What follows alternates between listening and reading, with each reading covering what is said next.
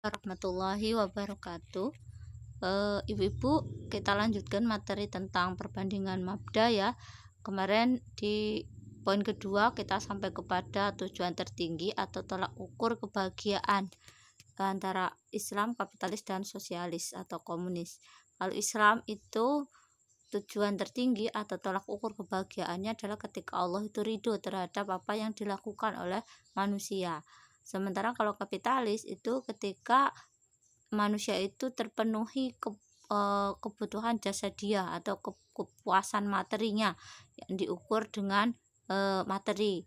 Sementara kalau komunis itu tolak ukur kebahagiaannya juga sama ketika terpenuhinya materi atau harta yang diukur dengan sama rata sama rasa gitu ya. Nah, ini yang poin ketujuh, perbandingan tiga ideologi. Nah, selanjutnya yang ke-8 perbandingannya adalah standar perilaku. Kalau dalam Islam, perilaku itu sumbernya adalah harus berstandar kepada hukum syarak yang bersumber dari wahyu Allah dan sunnah Rasulnya gitu ya. Jadi tidak ada, dalam Islam itu dikatakan bahwa ada kaidah usul setiap perbuatan manusia itu adalah terikat dengan hukum syarak. Jadi tidak ada yang bebas gitu ya.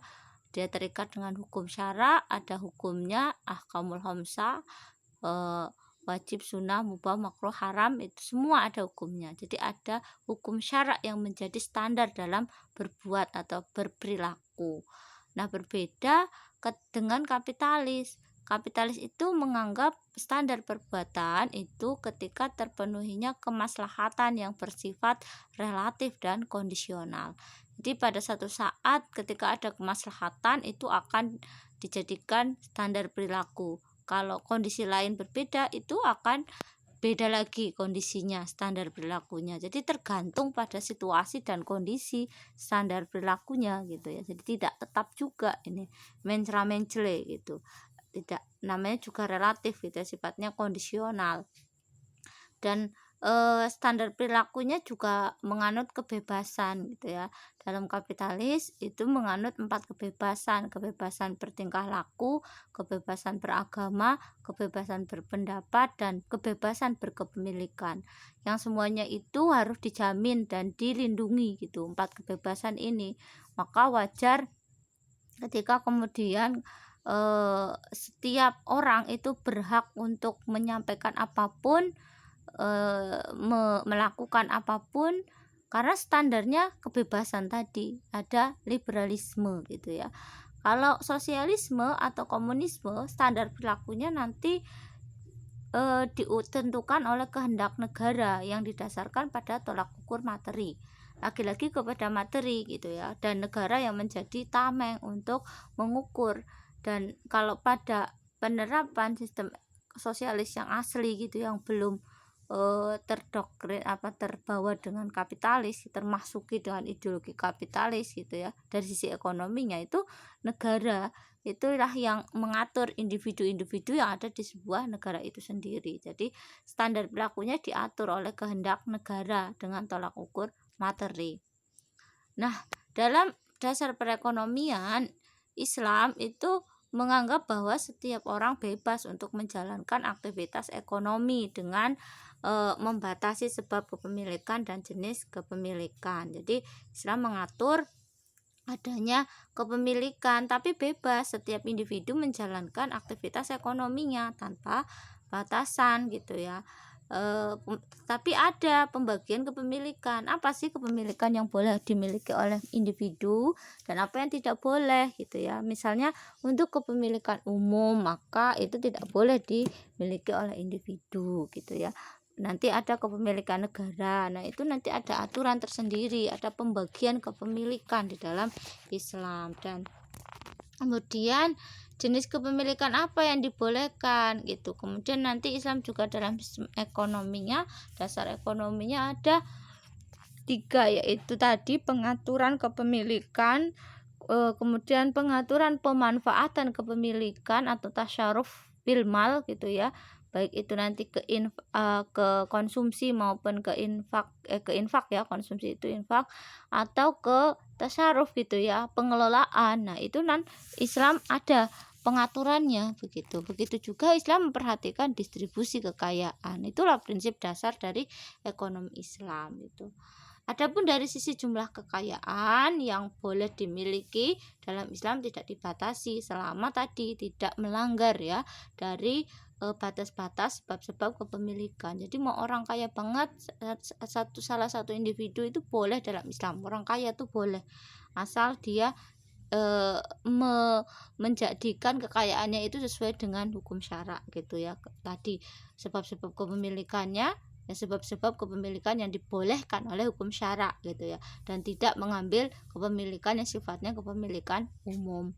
Kemudian kalau sistem ekonomi kapitalis dasarnya itu ekonomi berada di tangan para pemilik modal. Jadi para pemilik modal itu adalah para kapital, itu yang pemegang ekonomi, dan setiap orang itu bebas untuk menempuh cara apapun untuk mendapatkan ekonomi gitu. Jadi tidak ada aturan gitu, dengan cara apapun boleh, tidak mengenal haram-haram, halal haram gitu ya, dan tidak mengenal sebab-sebab pemilikan, terserah mau dari mana saja gitu. Yang penting dia bisa mendapatkan harta, bisa memiliki sesuatu, itu sah-sah saja di dalam pandangan dasar ekonomi kapitalis. Jumlahnya juga tidak terbatas, tanpa batas, bahkan individu boleh ya memiliki misalnya kalau yang di dalam Islam termasuk dalam kepemilikan umum, dalam sistem ekonomi kapitalis kan tidak ada batasnya.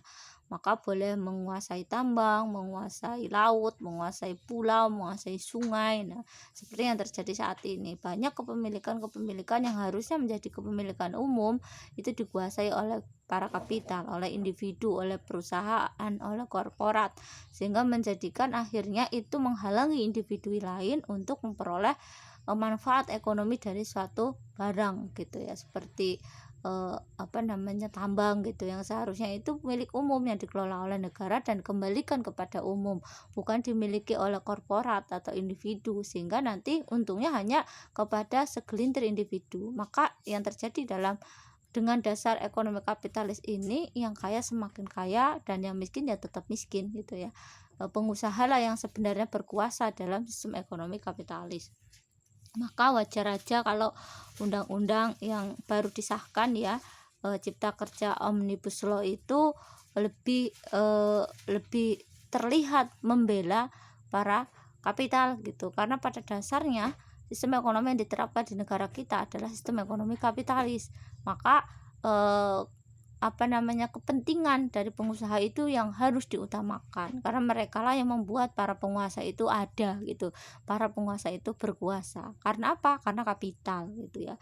Nah, kalau sosialis atau komunis, ekonominya itu di tangan negara, tidak ada sebab-sebab kepemilikan. Semua orang boleh ya mencari kekayaan dengan cara apapun, namun jumlah kekayaannya yang boleh dimiliki dibatasi oleh negara. Nah, ini kalau sistem ekonomi sosialis yang murni gitu ya. Tapi kalau sekarang yang menganut ideologi komunis tapi sistem ekonominya sudah berubah mengikuti tabiat sistem ekonomi kapitalis seperti Cina gitu ya.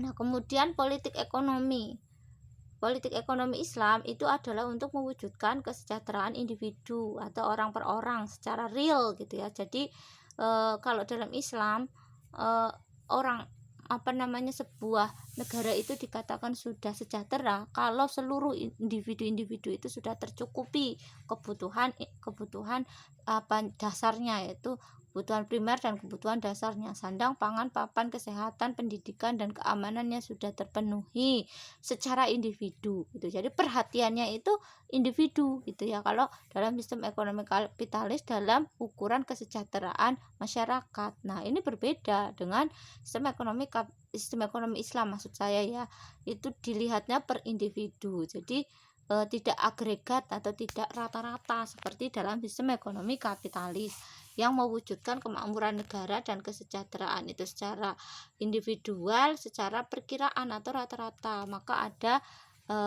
pertumbuhan ekonomi itu diukur dengan rata-rata. Begitu juga dalam mengukur PDB gitu ya, produk domestik bruto gitu ya. Sebuah negara itu diukurnya rata-rata, tidak, makanya ada ketimpangan ekonomi yang sangat tajam dalam sistem ekonomi kapitalis. Itu karena memang politik ekonominya seperti itu, mewujudkan kesejahteraan individu yang diukur dengan rata-rata. Maka pertumbuhan ekonomi yang dikatakan misal 6% itu tidak real, karena sebenarnya hanya tumbuh pada orang-orang yang memiliki kapital saja. Sementara orang-orang kelas menengah ke bawah itu sebenarnya ekonominya nggak tumbuh sama sekali gitu ya. Jadi karena dirata-ratakan kan jadi banyak gitu. Tapi sebenarnya yang punya kekayaan itu hanya 10%, yang 90% mungkin 40%-nya menengah menengah gitu ya, yang eh, 50%-nya lagi itu adalah rakyat yang sebenarnya sama sekali tidak tumbuh ekonominya. Nah, itu kalau sistem ekonomi kapitalis, karena politik ekonominya seperti itu. Sementara sosialisme atau komunisme itu mewujudkan kondisi ekonomi itu sama rasa, sama rata secara real gitu. Jadi tidak ada perbedaan. Dan itu sebenarnya juga kemudian menimbulkan ketidakpuasan gitu ya bagi individu-individu. Jadi tidak menghargai kerja keras individu. Kemudian yang ke-11 dari sisi sumber hukum. Kalau Islam jelas sumber hukumnya adalah Al-Quran, As-Sunnah, yaitu wahyu Allah, dan juga nanti ditambah ijma dan qiyas gitu. Itu sumber hukum dalam Islam. Kalau dalam kapitalis sumber hukumnya apa? Akal manusia. Maka kemudian disampaikanlah akal manusia itu dibuat hukumnya dengan apa? Dengan model perwakilan katanya, perwakilan rakyat. Maka ada anggota perwakilan rakyat. Itu yang sebenarnya mereka bukan mewakili rakyat tapi mewakili partai, seperti yang terjadi saat ini gitu ya, dalam pengesahan undang-undang Cipta Kerja Omnibus Law itu kan wakil rakyat itu membuat hukumnya, undang-undangnya itu kan ya berdasarkan akal. Kemudian siapa yang mewakili? Ternyata kan bukan rakyat tapi partai, dan siapa yang sudah membiayai mereka untuk bisa duduk di DPR gitu. Makanya undang-undangnya lebih banyak berpihak kepada pemilik modal tentunya. Nah, akal manusia itu kan terbatas gitu ya. Dia pasti aturan yang terbuat dari akal manusia itu akan menimbulkan pertentangan, perselisihan, dan akhirnya apa, kekacauan ya, seperti yang terjadi saat ini gitu ya. Karena undang-undangnya buatan akal manusia, terjadilah pertentangan ya, perselisihan yang tidak ada habis-habisnya, lalu akhirnya kekacauan yang timbul, banyak yang meninggal, banyak yang kerusakan terjadi ya akibat dari demo yang untuk menolak undang-undang ini. Itu akibat undang-undangnya dibuat oleh manusia. Sementara kalau sistem sosialis komunis itu sumber hukumnya ya alat produksi gitu. Alat produksi itu seperti apa, sumber hukumnya ikut. Dan ini juga berasal dari akal manusia begitu. Kemudian yang ke-12, metode penerapan hukum. Ya, kalau Islam itu melalui kewenangan negara dengan didukung oleh ketakwaan individu, masyarakat, serta kontrol dari masyarakat. Jadi penerapan Islam itu nanti dilakukan oleh negara gitu ya, kewenangan negara yang akan menerapkan Islam secara kafah. Nah, penerapan oleh negara itu juga didukung oleh ketakwaan dari individu-individu masyarakat yang ada di negara tersebut, yang ada di masyarakat, dan juga kemudian masyarakat sebagai pengontrol untuk penerapan hukum Islam ya, hukum syara yang sesuai, yang bersumber dari Al-Quran, As-Sunnah, Ijma, dan Qiyas gitu ya, agar diterapkan secara benar. Jadi ada kontrol dari masyarakat. Sementara dalam sistem kapitalis ya, kewenangan negara yang didasarkan kepada kebebasan individu atau negara. Ada yang menjamin, negara itu ada untuk menjamin kebebasan individu. Jadi negara itu hanya sebagai regulator gitu ya. Dia hanya membuat regulasi-regulasi yang kemudian bisa memenuhi keinginan individu-individu gitu. Menjamin kebebasan individu-individu. Negara itu tidak menjadi memiliki kewenangan penuh untuk untuk mewujudkan aturan gitu. Makanya ya aturannya jadi pelin-pelan gitu ya, terus berubah. Itu kenapa? Karena tadi ya, satu kebebasan individu dengan kebebasan individu yang lain itu kan saling bertentangan. Makanya nggak pernah ada penyelesaian kalau dalam sistem kapitalis, penyelesaian dalam masalah apapun. Nah, kemudian kalau sosialis gimana penerapan hukumnya? Itu mutlak kewenangan negara gitu. Jadi negara lah yang berhak gitu ya. Dan di sini negaranya adalah bertangan besi. Artinya apapun yang diterapkan negara itu harus dipatuhi oleh rakyat gitu. Jadi kalau negara yang benar-benar menerapkan komunisme itu seperti Korea Utara itu kan rakyatnya nggak bebas gitu ya, nggak bebas banget untuk berbicara, tidak ada pokoknya apa yang dikatakan penguasa itu benar, apa yang dikatakan presiden itu benar gitu. Nah itu jadinya otoriter yang terjadi kalau dalam sistem eh, penerapan hukum, sistem ekonomi, sistem kapitalis ya, sistem sistem sosialis atau komunis gitu ya. Jadi nantinya menjadi negara yang otoriter. Nah, demikianlah ada 12 poin ya tentang perbandingan tiga mabda Islam, kapitalis maupun sosialis. Yang itu adalah mabda yang diterapkan yang ada di dunia hari ini. Nah, kita sudah mengenal sehingga kita bisa membandingkan kira-kira mana sih mabda yang sahih gitu ya. Nah, mabda yang sahih itu adalah ketika dia dibangun berdasarkan akal sesuai dengan fitrah manusia dan bisa menenteramkan hati. Kira-kira mana ya yang memenuhi tiga ini?